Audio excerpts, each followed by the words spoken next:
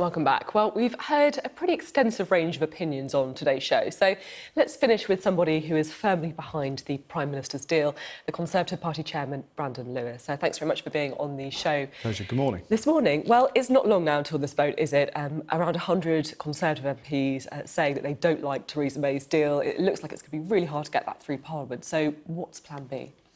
Well, actually, Plan B is Plan A. It's to get this deal agreed. It is the only deal that's there on the table. It's the only option we have got. If this deal doesn't go through, we have the risk of no Brexit, no deal potentially. Labour, I saw Keir just a few minutes ago arguing for a second referendum effectively again. There's a whole range of chaos that can come through, whereas this is a deal that delivers on the referendum and does so in a way that's good for our economy. So our focus over the next week, and my focus as well as my colleagues, will be on working with colleagues, talking to colleagues. We've got a lot of debates over the next few days where colleagues can see the detail, talk through the detail, and I hope when they come to that vote on December the 11th that they vote for the deal.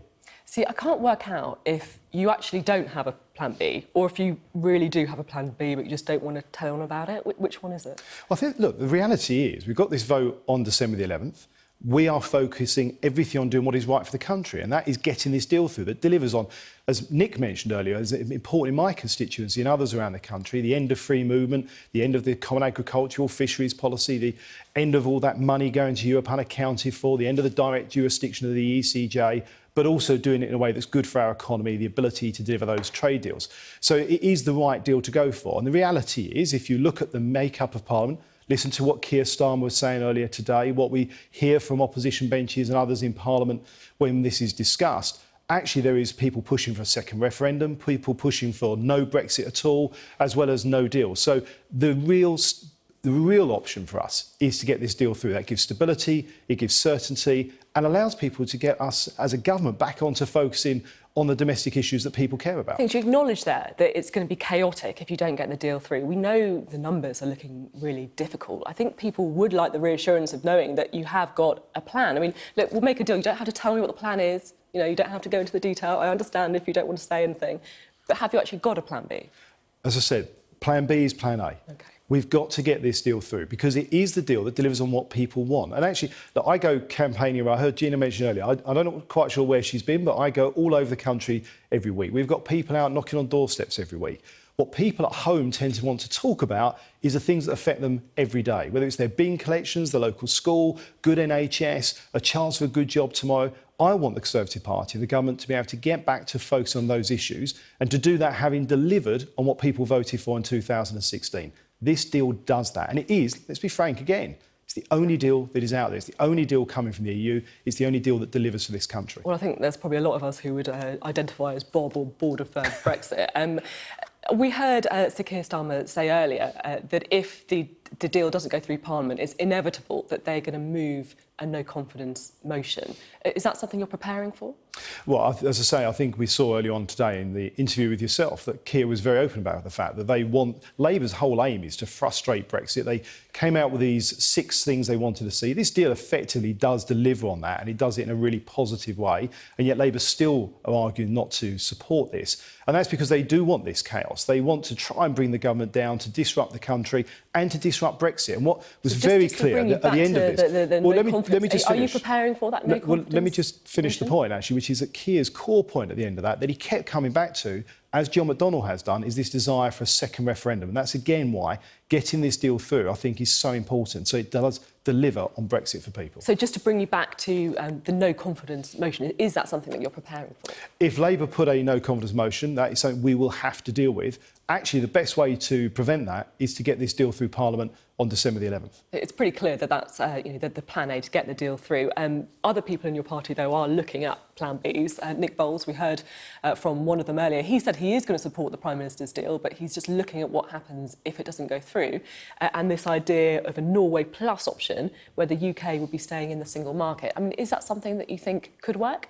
I don't think the Norway option works. Look, Nick's a great colleague. He's a good friend. I worked with him in a department together for a long time, and he's got a brilliant mind. The problem, though, with the Norway option, which he did, to be fair, acknowledge in that interview you did with him, is that for a lot of people in this country, one of the core reasons they voted to leave the EU isn't dealt with in the Norway model, and that's the end of free movement. It also doesn't stop the continual payments to the EU, something else people feel strongly about. So Norway isn't the right option. And again, I'll come back to a very key fact. it's not on the table. The thing is, he admits that as well, as you say in the interview, but he says that the other option could be no deal, which in his view would be like Thelma and Louise driving off a cliff. I mean, surely as a responsible government, it's only right to look at other things that could avert chaos. Well, none of us want to see chaos. I think a no deal is a bad thing for the country. I also think no Brexit is bad for the country and bad for democracy after that vote. And I think what people want to know is that as their government, we're focused on being ready for all those things. We've said for a while, we've been planning for no deal. We don't want it. We don't think it's where we should be or where we need to be. But we have to be ready for that. But the reality is, I think most people want us focused on delivering a good deal for the United Kingdom that delivers on the referendum in a way that's good for our economy. And I think people, when they look at this, will want to know their government's focus is entirely based on getting that good and the right deal approved through Parliament. We've got a few debating days, 9 days, 5 days of debates roughly, to go through and have that discussion. And I hope as colleagues go through those debates, look at the detail of this, listen to the arguments, and importantly on Monday, listen to the Attorney-General as well. I hope on December the 11th we'll get this deal approved. Are you ready for an election? I'm ready for the 2019 local elections. That's what I'm planning for. You know what I'm asking We you. will be ready for the 2022 general election. Look, I don't think anybody watching this programme, having had 2 general elections and a referendum in the last 3 years, is looking for another general election or will thank the government for that. I'm not looking at a general election. I'm looking to get this deal through on December the 11th. Can you rule it out? Well, I'm planning for the 2019 local elections, not for a general election. I don't think that's where Parliament is. I don't think that's where the country is. I think they want us to see us as a government and as a Parliament getting on with this, getting this job done and getting back to focusing on domestic issues that help people every day. Another row brewing over Brexit is about the legal advice. Why is the government not publishing the full legal advice on Brexit? What do you say scared of? Well, I think there's a historic, centuries, I think, old custom in this country and proper legal precedent that client confidentiality between lawyers be able to give advice to clients, whether it's the government or anything else. That's an important part of our constitution and the way that government works. We saw that through the Iraq War with Labour as well. However, this is an unprecedented situation, and that's why we've got an unprecedented situation just tomorrow, where the Attorney-General will be making a statement to Parliament. And I would hope, again, that when colleagues hear what the Attorney-General has to say, they'll be satisfied that the government has delivered on what it said it would do on that vote a couple of weeks ago. OK. Now, on a slightly different matter, you mentioned immigration earlier on. For many people, that was, the main reason that they voted to leave in that referendum. Now, you probably don't remember, you came on the show around a year ago when you were Immigration Minister, and you can have a little look at what you said about the immigration white paper. We will publish our immigration bill and our white paper pretty soon, actually. It'll be early next year. Now, that was back in December 2017. It's still not been published. What's happened? Well, what's happened? I mean, look, it's always good to come back on a show on an anniversary to be able to talk through. Happy anniversary. Yeah. and actually, I mean, we'll be talking about immigration during the course of this week, actually, in these debates. And the reality is, as this negotiation with the EU has developed, what became very clear is the immigration bill is about setting out that outline of what our immigration policies will be. Now, we outlined that at our party conference this year. The legal requirement to do that is to have that framework in place, the legal power to set our immigration laws when we leave the European Union. And shortly after, I mean, literally, I think about a week or so after I was on the show and said that last year, we got that agreement with the EU around EU citizens' rights, which was potentially part of that. We've also since then, of course, got the implementation period agreed, which means the new immigration laws won't come into place until 2021.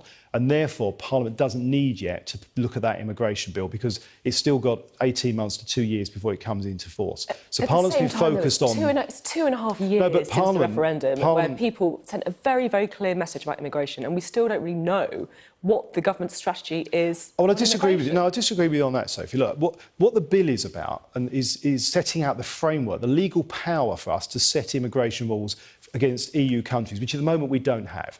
So that is something we've outlined and said we're going to do, and that has to be in place for when we leave the EU, which is after that implementation period. So Parliament's been focused on the legislation that time-wise it needs to do in order to prepare to leave. The immigration paper comes for 2021 in terms of its delivery, but we have outlined what we want our future policy to be. There'll be more details coming through shortly, but we outlined at our party conference that we want to move to an immigration system that is about skills, making sure we have access to the skills this country needs, so that people can come here based on the skills they've got rather than based on their geography. And I think that is a very clear message. When are we going to get this white paper? Is it going to be before the end of the year?